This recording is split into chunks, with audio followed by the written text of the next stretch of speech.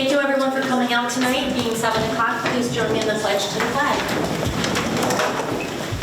I pledge allegiance to the flag of the United States of America and to the republic for which it stands, one nation, under God, indivisible, with liberty and justice for all. Thank you. Lynn, can you call roll? Mr. Burke? Here. Mr. Hand? Here. Mr. Grover? Here. Mrs. Sullivan? Here. Mrs. Hand? Here. Mrs. Vanderbilt? Here.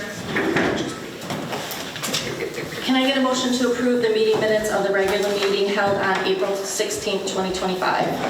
I'll make that motion. I'll second. Motion made by Bob, seconded by Roger. Any questions, comments? All those in favor? Aye. Any opposed? Motion passes. Lynn, any citizen comments? Mr. DeBarbieri? Okay. We'll do, yeah. Okay, well, we will move right on to our budget presentation from the Baldwinsville School District. You don't have anything you need? Okay, No, perfect. we left actually a couple flyers over there for folks if they needed it. I figured it was Do you want to come on up here? And... low tech would be easier Okay, great. for all of us and be able to move this along. So first, appreciate the opportunity to come here this evening and to give you an overview of our proposed 2025-26 budget of just over $142.5 million. What we're excited to share, it sounds like a lot. We've got a lot of great things going on in our district, and want to highlight, as we typically do, the three components of the budget that we are required to do by law, and those are the program, the administrative, and the capital components.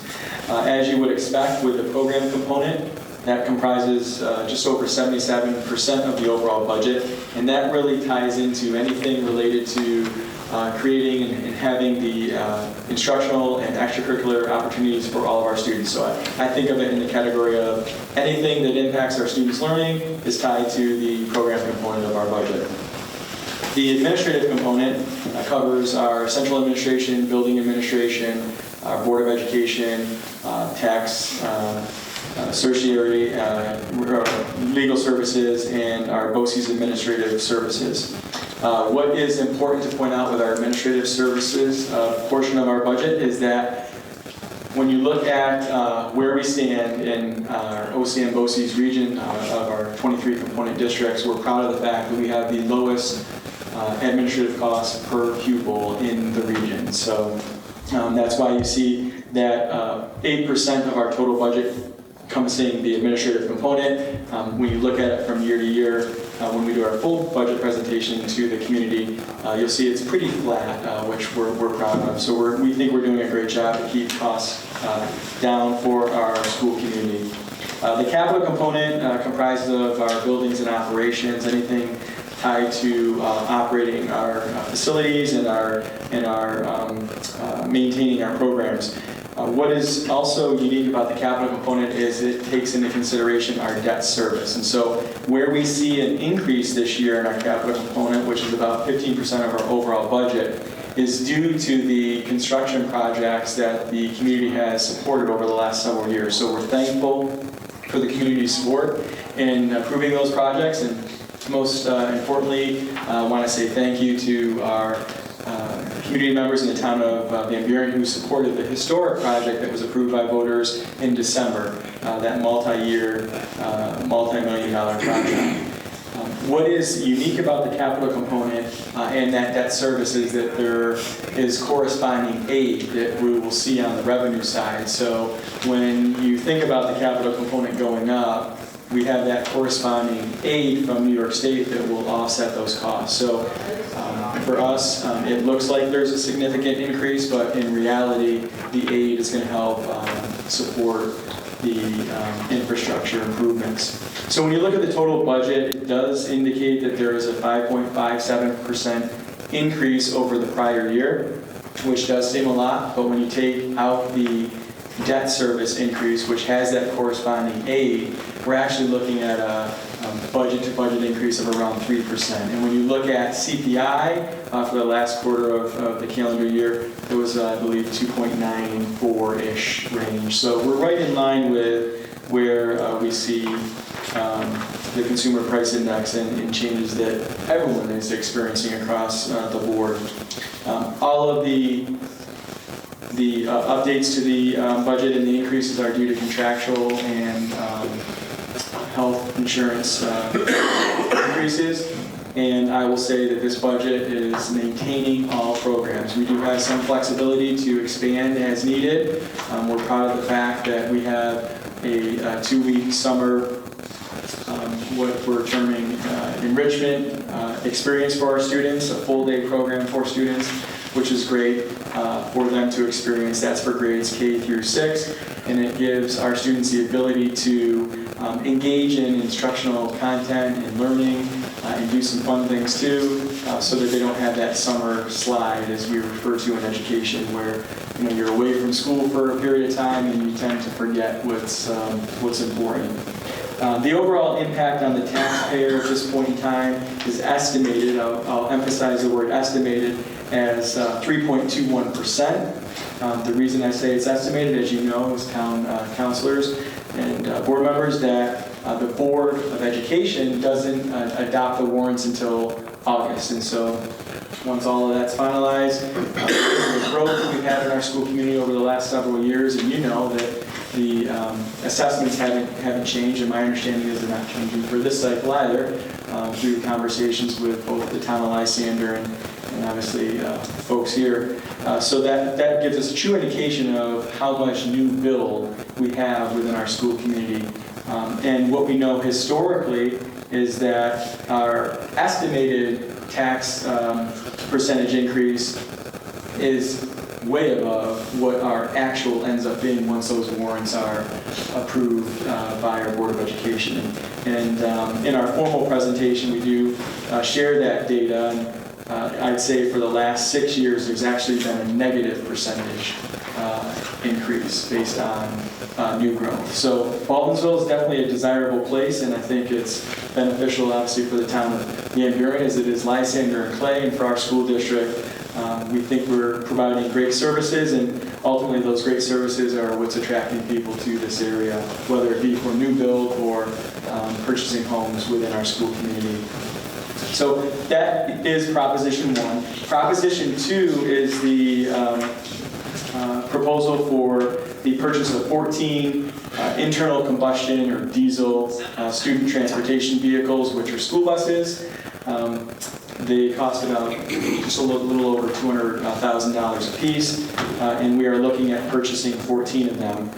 What's important to point out about this proposition, as we have historically stated, transportation is highly aided. So we get about 85 cents back on a dollar for the purchase of vehicles.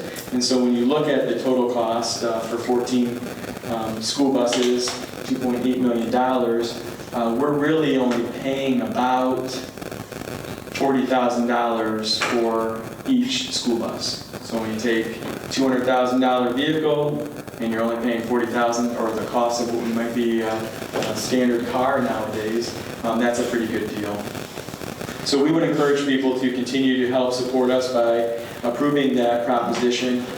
We do have a 10 to 12 year replacement plan. We keep buses that long, and so it's important for us to maintain our 125 plus school bus fleet by having these 14 vehicles approved, hopefully by voters. Our third proposition is the establishment of a new $10 million 10-year capital reserve. That doesn't mean that we have $10 million to place in that reserve. It's just having voters authorize us to establish one. And then if we have any excess funding at the end of every school year, the board can then make the determination to take some of the additional funding that we have in revenue and place it into the new reserve account. We think it's important for our community members to support us in that regard because, as you know, with all of these projects that we've had ongoing, we've utilized our capital reserves to offset the local share. And so that's a process and a practice that this Board of Education and previous boards have maintained, and we feel it's important to continue. And that's why we're asking voters to, again, establish that. What's also unique about a capital reserve is voters have to approve the expending of that. So we have another opportunity for voters to weigh in. So I think that's important to point out, and to also encourage folks to, vote in that regard positively for that proposition.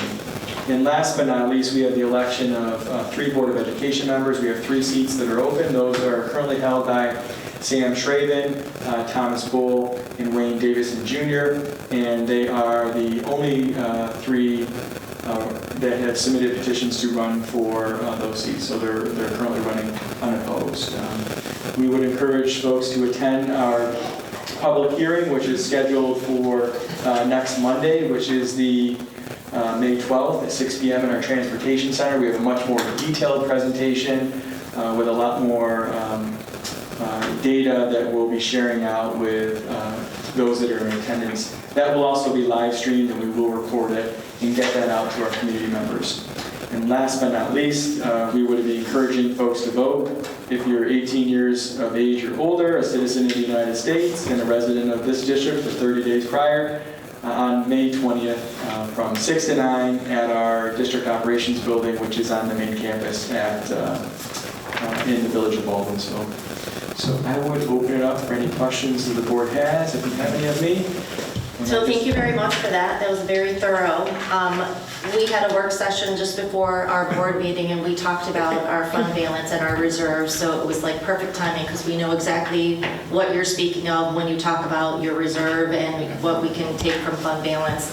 So appreciate you explaining that with your budget. I'm excited to see that you're looking to invest in the diesel buses and not the EVs. So thank you for continuing that. That's a personal opinion, but I think that we're not ready in this climate for EV. That is one of the things the board, we did talk about that in our budget work sessions, and we felt, based on when we put that proposition up last year, it was an opportunity to see where our school community, how they feel, and that proposition was defeated 3-1.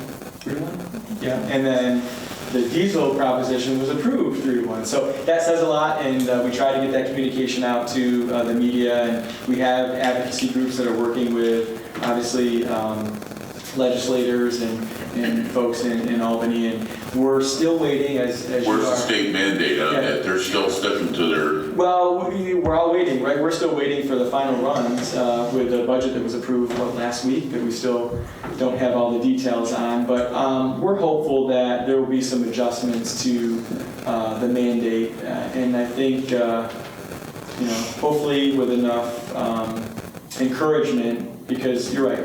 I think personally we'd be okay, at least from the infrastructure perspective.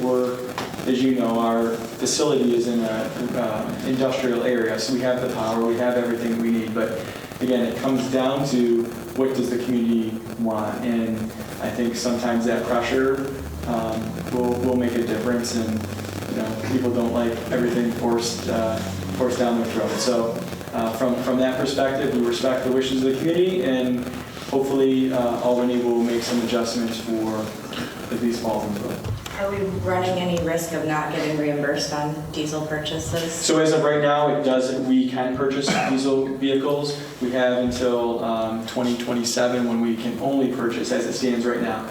Again, I think we're all hopeful that I anticipate changes too, but I just want to make sure we're not putting something out there with running the risk already that we may not be reimbursed. No, we're good through at least 2027. Any other questions? Anybody else? Does the 5.57%, is that considered with the budget increase, and does that stay under the cap? So, or is it the revised 3? So the 3.21% is the tax levy increase, so we're good there. The 5.57 is just our budget. Overall budget, okay. Increase. And again, I explained it the way that I did because it appears to be over. It's not the true cost of doing business, the day-to-day school operations that we have. It really is that debt service coming on. And I wish there was a way we could present that in some other way to show that, that corresponding aid is truly offsetting that cost. But to run the instructional program that we have within our district next year, it's about a 3% increase over the current year. So does the cap for school districts remove any of the capital projects from the formula? They are exempt from the. Okay, so that's how. Yeah. The only other thing I was wondering is the capital reserve. You called this a creation of a new one. There already is existing capital reserve, so. Correct. why another? We only have, once we fund the reserve to its entirety, and then once we utilize funds from that, we cannot replenish. Okay, so we have a current reserve that's tapped, and this creates a new reserve Actually, for future. yes, we've had 3 or 4 reserves that are on the books that are now tapped with the projects that have recently been approved, 2021, or 2022, 2023, and then the most recent one. So if we don't approve this as a community, we leave ourselves with no capital reserve for the future? Correct. Okay, that's important to Yes, really stress. 100%. Because it's hard to understand that you can't just vote to replenish versus creating new. It sounds like we're adding, but we're not adding, it's still the same. Correct. So, okay, Yep, that's all. great question. Yeah. I'll be sure. And you're not looking to put 10 million into that right away over time? Over You want to time. create that 10 million? Correct. Okay. Yeah, Again, and I think then- that's important to recognize that we're not Absolutely. dumping 10 million in there Yeah, right off. if we had $10 million to put in, we certainly would, but that we don't have $10 million just sitting there for that purpose. Anybody else? Good. Okay. Well, thank you again so much. I'll speak on behalf of myself that I truly appreciate everything you do. We are so lucky as a community to have Baldwinsville as our schools here, and you do a phenomenal I job. appreciate And that. we're glad that you are superintendent, and we hope you stay forever, and thank you for everything that you do for our students. Thank you, and I appreciate the support of the town of Buren and obviously all of you, so go bees. Thank you, and thank you for coming as well.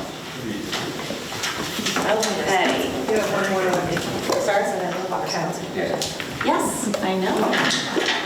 I want to just take a second and recognize that our county legislator, Ken Bush, is here in our audience, and he's going to speak when we get through our agenda items, so stick around.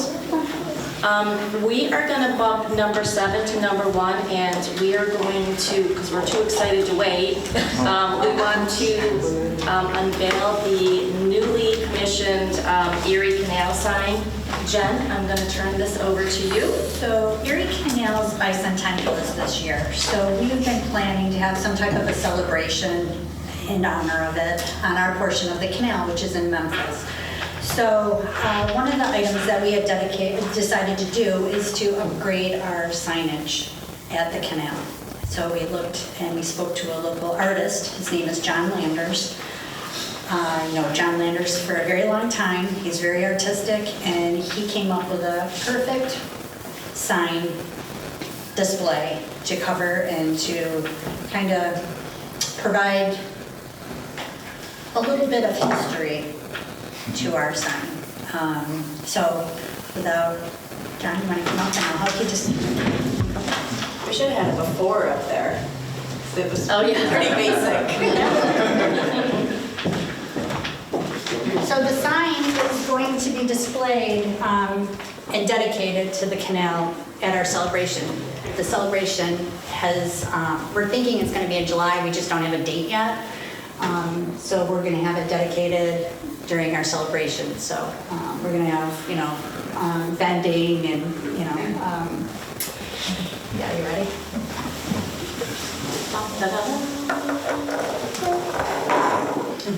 Excellent.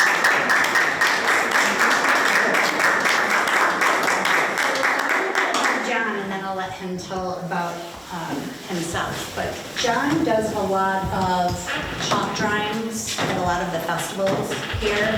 He's also done City of Syracuse, what do you call it? A mural in our, thanks. In our fitness center at our building at One Park Place. And everything that he puts out and does, he actually leaves a heart in the picture. So And there's meaning to the heart. I'm not going to explain it. Maybe John might, but it might stay as a secret. But in any event, there is a heart in this sign. So I think it would be a great idea for people to try and seek out that heart. John, you want to tell a little bit about you? About me. And how you came up with...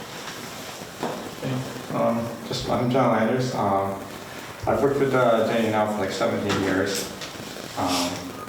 I've done art basically all my life. I used to do just mostly pencil drawings. I started painting back in 2017.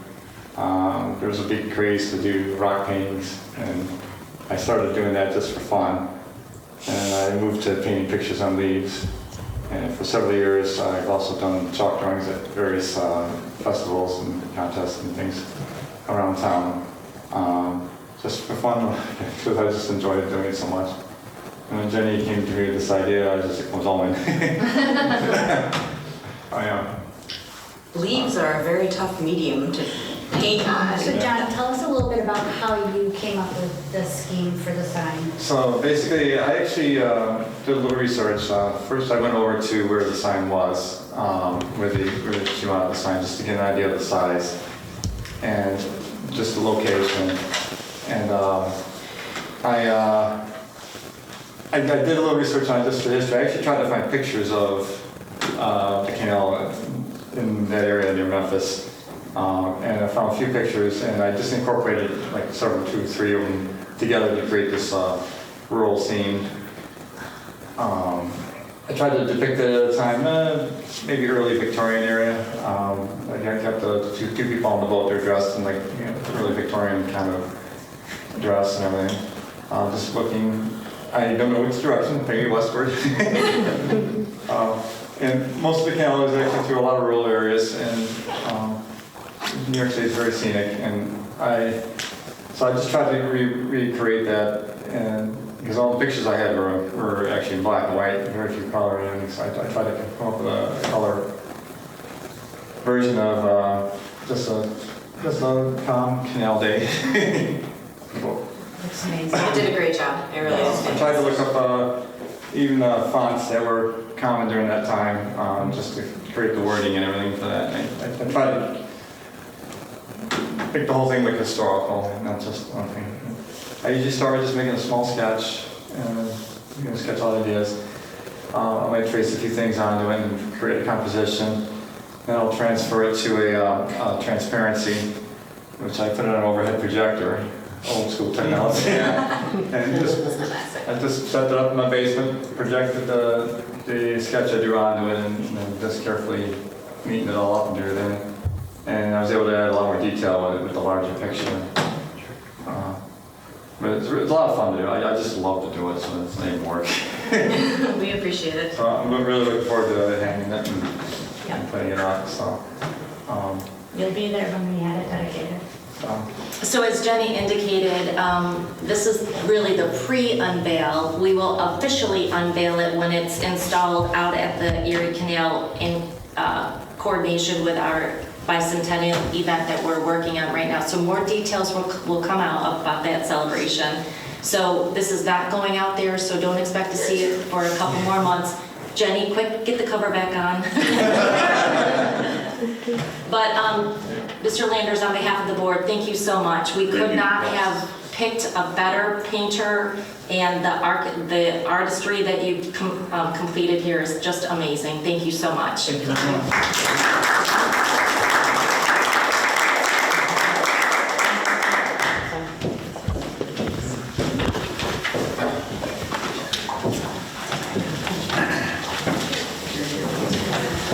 Okay.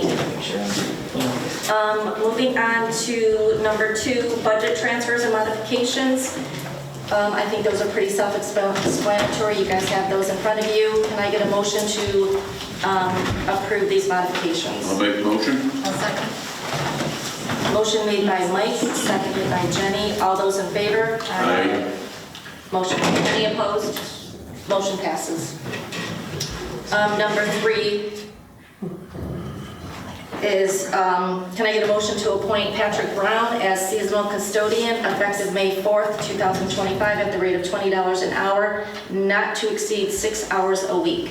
So Pat will focus on just the cleaning here at Town Hall. I'll make that motion. I'll second. Motion made by Jen, seconded by Roger. Any other comments or questions? All those in favor? Aye. Any opposed? Motion passes. Number 4, can I get a motion to approve the revised employee handbook dated May 6, 2025? I'll make that motion. I'll second. Motion made by Bob, seconded by Jenny. A big thank you to Darcy, who has led this work, and it's been a huge undertaking. Our employee handbook is almost 90 pages, so to have to go through them over and over and over during the edits and confirming that book with our 2 union contracts has been a very complicated undertaking. And I will pass it over to you so you could just speak to it and maybe give some highlights if you'd like. Well, I think the number one goal was to try to align it with the collective bargaining unit. We have 2 unions in our town, and everything is different between the 2 unions and the employee handbook. So any place where we could find some continuity so that it's the same for everyone, we definitely wanted to do.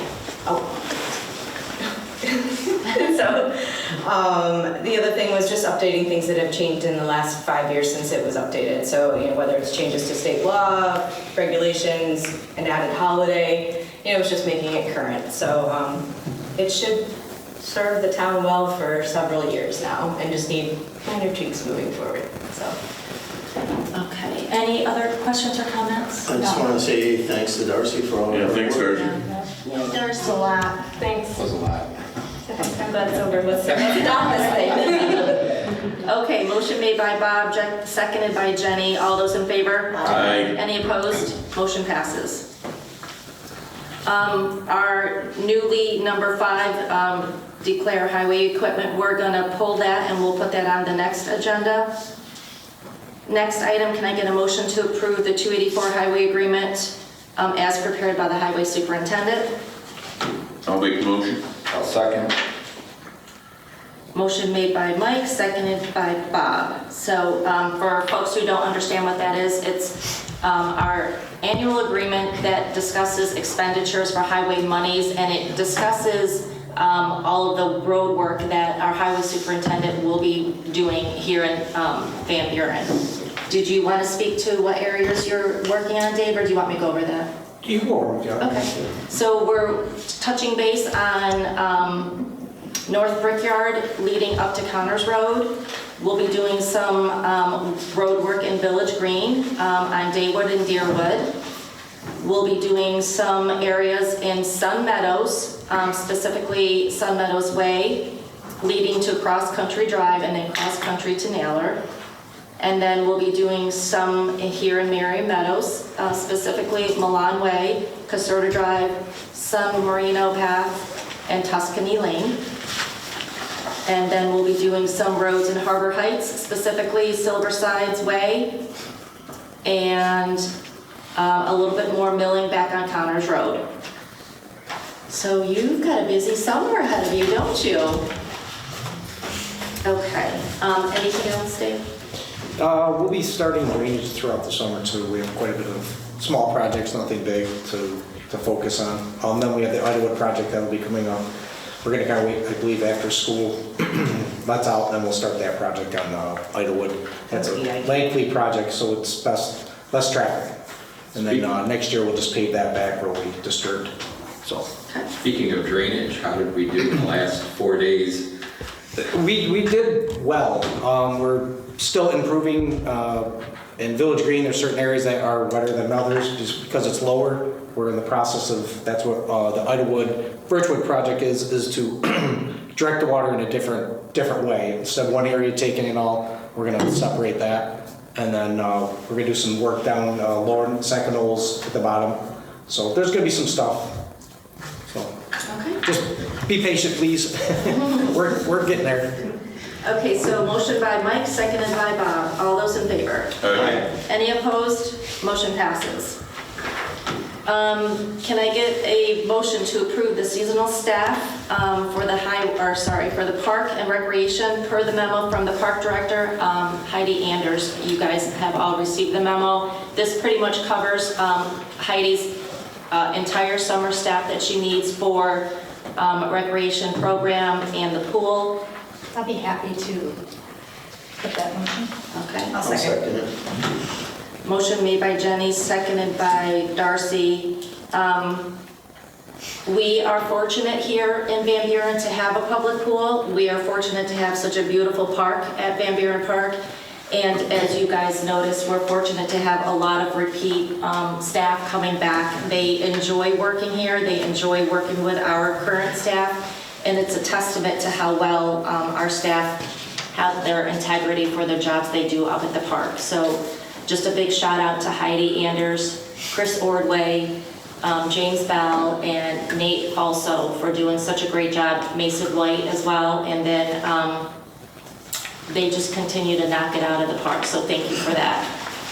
Jen, do you have anything you'd like to add as facilities chair? Well, I'll do my comment. Okay.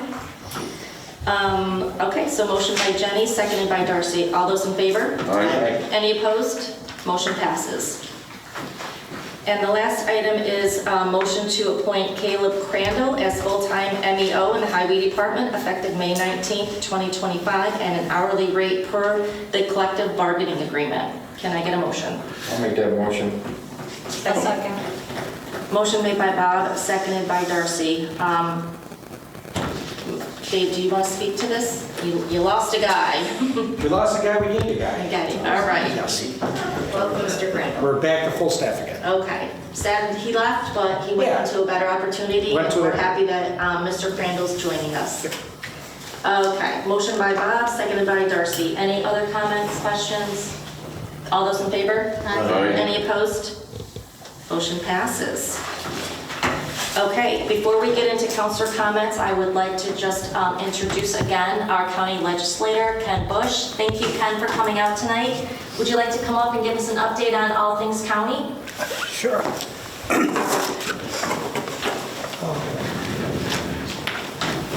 That's beautiful. Thank you. Very nice. It's in my backyard. Oh, really? First off, thank you for affording me an opportunity to just stop by and give you a little bit of an update. I attended the Central New York Waterways meeting to represent Van Buren. I've been over to Canton Woods. I've met the new director. She's really dynamic. She seems to be, Renee, really enthusiastic. I attended the volunteer center and brought a certificate of appreciation to Barbara for all her work volunteering, and we also recognized the volunteers that were with the Legacy Apartment Fires. And I've attended several chamber meetings. And then as far as the county, we're starting a one-year study on EMT and fire service. We expect to have that done by next year. That's a crucial study to figure out how our ambulances and our fire departments, all the emergency first responders are working together in our county. And we hired an outside firm. It's, Darcy, I think what's $170,000 or something like $160,000 we're spending Something about that. on the study. We have up to 200,000, but it did come in for less, yeah. So that ought to be very interesting for the community to see that. A couple of things along, you mentioned about the highway. Next year, the county will be spending $1.2 million on the West Creek Road Bridge. So it's going to get a makeover. This season, we'll be working on Kingdom Road, West Dead Creek Road to Lynch, West Sorrel Hill Road to Connors, Warner's Road to Canal, Route 48 to Route 690, Old 31 Dayball Road, West Dead Creek Road to Lynch Road, and Hope Road to Connors Road. So there's going to be a lot of activity going on in... Sounds like everything's under construction. Sounds like everything will be under construction. Well, road maintenance, so, some of it will be repaving and that sort of thing, but it's really important to try to keep our county roads up in good shape. And then let me, just a couple other things. The water chestnuts. That has been a plague for Baldwinsville and the Seneca River for, it seems like ages. We're making some really, I think, solid strides along that, using the Office of the Environment with the county, and then the Onondaga County Soil and Water District. And just to outline some goals, we're going to start earlier in attacking the problem in June, but the goal is 230 acres of chemical treatment, 130 acres of mechanical harvesting. That's when the boats go in and cuts the weeds. Then 40 pounds of hand pulling. We're hiring 2 harvest boats from Cuyahoga County that are going to come in and work. Principally Seneca River and Baldwinsville, going back to Cross Lake. One of the major problems is what happens west of Onondaga County when these mats break away and they float down and they come downstream towards Baldwinsville, and they stop when the current slows up and the pods drop into the bottom of the river, and they could lay there dormant for several years and then all of a sudden spring up. But all I can tell you is that we're trying very hard to be aggressive to attack this, because what it does to, particularly Baldwinsville, it has a real economic impact having these water chestnuts. You can walk on them some years when they're so thick. And it affects the economy. It affects not only people that have waterfront, but people that come to the area to enjoy the water of the village and the area. So it's really an issue that we have to stay with, and it's not going to be solved overnight, but we are going to keep at it. And then I mentioned to Jenny about last year the county had a program where every senior center could apply for a grant up to $100,000, and Canton Woods did. And this year's budget, it was not included, that program. Some of us legislators had hoped it would be a phase 2. Well, it wasn't. So out of the blue, all of a sudden, a little $12,000 grant has appeared on the scene. And Camillus has already sent an application in for it. Jordan Alberts is in the works. They're looking to put a generator at their senior center, so if the power goes off, they can, use it as a center for people to go to. Canton Woods, I'm not sure what's going on. So I spoke to Renee. Okay. She just sent me a message a little bit ago, and she did advise that they are submitting. Okay. So that'll be in before the deadline. Okay, because the deadline's approaching. Yeah. Good. So That's a single grant for, senior centers. Just for the senior centers. is it applicable to all of them, or is there one grant that's going to be The awarded? county. Well, it's for each. Each center can apply for it. They're all I think notified. the total pot is like 250,000. It's kind of wide open. I don't think that there's a lot of strict requirements as far as, so my concern is that you get your name in there, you get your application in for whatever you want, Right. and not miss the deadline. Right. All right. And then finally, what I'd like to just touch on it. You read in the paper, the county legislature voted $33 million to transfer a loan to OSIDA. And out of that, $27 million is for economic development, okay? And some people tried to spin it and make it all Micron, okay? Now, obviously, Micron is out there. It's an important part of what's happening in our county, but it's not the end of the world either. There's other economic development issues that we have to look at and try to enhance other parts of the county.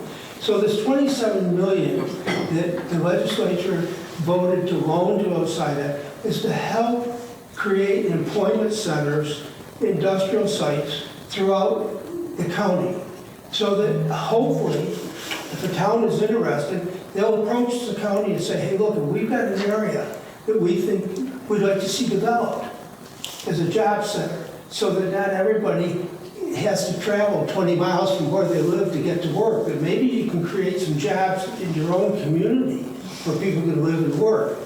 But the political side of it, in my view, just got out of, they're all concerned about the report that's supposed to be coming from Micron, and they're all concerned about Micron. But this 27 million was much broader than that, in my view, and that's why I supported it. Because I want to see economic development throughout the county, not just in the northern part of the county, not just Micron, okay? So that's my take on it, and I hope that, you as a board will think about what could happen in your town as far as economic development. And there has been some behind-the-scenes discussions about the landfill in Van Buren that's owned by Okra, transferring the ownership of that to OSIDA. And that would be, in my view, putting it in the hands of people that would potentially have some real benefit for the town, rather than a dump, sitting out there, hanging over everybody's head. So, whether that happens, but I spoke to the attorney, and I know that they're negotiating, but it's beyond our realm, but I certainly would encourage it. Well, thank you so much for coming tonight and giving us that update. There's a lot going on at the county, huh? There is, but I want you to feel comfortable in emailing me or calling me or whatever, if I can help you out. The district has changed, obviously. District 1 is now encroached on me. They're over into the 13th. But Brian and I still, look at this as a town, and we want to do whatever we can to help. All right. Thanks. So, Does anyone have any questions for Ken? Oh, I do, Ken. When is the boats from, is it Ithaca? I'm sorry. When are the boats coming for the chestnuts? Are they July? Hopefully in June. June? Yeah, early June. Okay, Yes. good. Which would be We're trying to almost get a month ahead of it. I early. mean, it'll be weather dependent a little bit, but we're trying to get ahead of it this year, earlier than usual. Yeah. That would be great. And the other thing is that there's always been this idea, why doesn't Onondaga County buy a boat, okay? And the economics of it is, if we can lease these boats from Pure County, and they take care of supplying the drivers, they take care of the maintenance of it, we're farther ahead in investing in a boat and then having to store it and maintain it. So we traditionally have to wait until they're kind of like done using the boat that year before they'll send it our way to use. That was when they only had one. But when they have two, they like the revenue they get from that, giving the boat to us, and so we're getting it earlier. And it's not just the boat, it's the trailer, it's the boat that follows the harvester, that they unload the chestnuts, it rushes back to the shore, then goes back and catches up to the harvester. So the harvester's not cutting, going to the shore, spending all that time.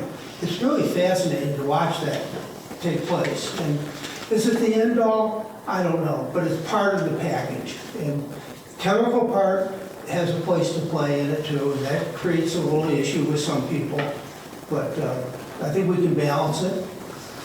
But we're spending close to $500,000. It's not cheap either. But it's a real investment in the Van Buren area. So, all right. All right, thank you so much. I appreciate it. Have a good night. All right. Thank you. Okay, thank you, Ken. Moving on to council committee reports and comments. Mike, I will start with you. So in the transfers and modifications this week, there was included a new server for our town. And when we get that server purchased and put into place, we will have completed our technology rollout and replaced all of our computers and our server, and new phone systems, and that'll be it. Excellent. Thank you again for all of that work. Roger, Nothing for me. Jen, I have a few things. First, just a reminder that we have a facilities meeting on May 22nd at 8 a.m. We did get a monthly report from Parks and Rec and Building and Grounds, and I'm happy to say that the Easter egg hunt was a success this year. We had 80 children in the AM session, 30 in the PM with the flashlight, and they filled 4,500 eggs. The summer program is closed out with 140 children participating this year. That is incredible. Swim lessons, the registration just began on April 28th, so if anybody is interested in having swim lessons for their children, please register. I'm assuming that based on the fact that we've maxed out in our summer program, that we may max out the swim program as well. And Building and Grounds has just been as busy as Parks and Recs has. They've been getting the parks ready for our summertime visitors, mulching, mowing, lawn damage, landscape revisions, and they're doing a fantastic job. And that's it. thank you. Darce? I just wanted to add to on employee handbook, I want to thank Lynn for all of her collaboration. You know, as the person who has to manage the agreements and the handbook amongst the staff, it's really helpful to have her input, so thank you, Lynn, for everything you did.